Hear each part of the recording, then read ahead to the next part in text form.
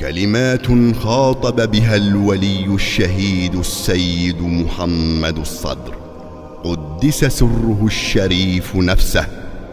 جاءت بعنوان خطاب إلى المستقبل. تحيتي إليك يا محمد، واحترامي وسلامي، مهما تكن منزلتك ومهما يكن علوك أو هبوطك، إن كاتب هذه السطور قد مات وقد ذهب به الدهر إلى غير رجعة، وقد جاء بك بدله لتقوم مقامه ولترث نفسه وعلمه ومتاعه، ولتعمل عمله على هذه الدنيا البسيطة المترامية الأطراف، بل لتعمل أعمالا لم يكن مستطيعها على أكثر المظنون، وإنك لتدرك هذا الآن بصورة جلية واضحة. ولكن كاتب هذه السطور أيضا لا زال حيا يرزق، يشم الهواء وينظر الضياء ويأكل الطعام ويمشي في الأسواق ويفكر ويعتبر، وليس أدل على ذلك منك وأنت لا زلت تقرأ هذه السطور، لأنك نتيجة حياته التي امتلأت بالحوادث أنواعا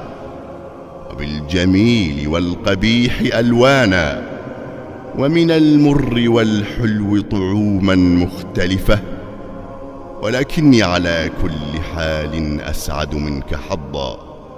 لأنني أحمل معي عمرا قد خسرته راغما،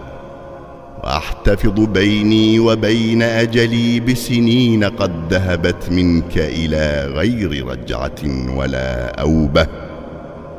فلا أسف عليها وتعسا لها من سنين غدارة خائنة، ولكن تأسى يا عزيزي بغيرك واعتبر بمن حولك،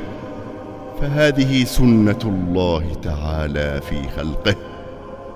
فلن تجد لسنة الله تبديلا،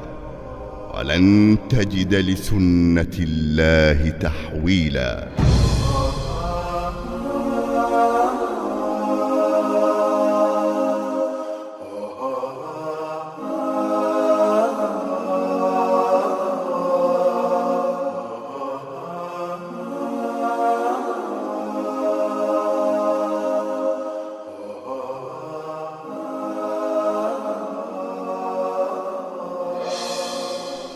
كم أحببت يا عزيزي محمد أن أتحدث إليك وأن أسمع منك، ليعرف ما صرت إليه من الكدر أو الصفو، أو من الصحة أو السقم، أو من الغنى والفقر، أو غير هذه من حوادث الزمان وطوارق الحدثان، لولا أن حجابا كثيفا من الزمن يحول بين رؤية أحدنا صاحبه وسماعه منه. ولا أظن أنك من الشوق مثلي بمكان لتسمع صوتي وترى شخصي، كما أشتاق أن أراك وأتحدث إليك، لأنك مررت بهذه المراحل التي لا زلت أمر بها وأنوء بثقلها حتى سأمتها، ولعلك لا تتمنى أن تعود إليها أو تسمع عنها خبرا أو ترى لها شبحا. ولا أكذبك، ولست مستطيعا أن أكذبك، أن هذا منوط بالحال التي تمر بها الآن،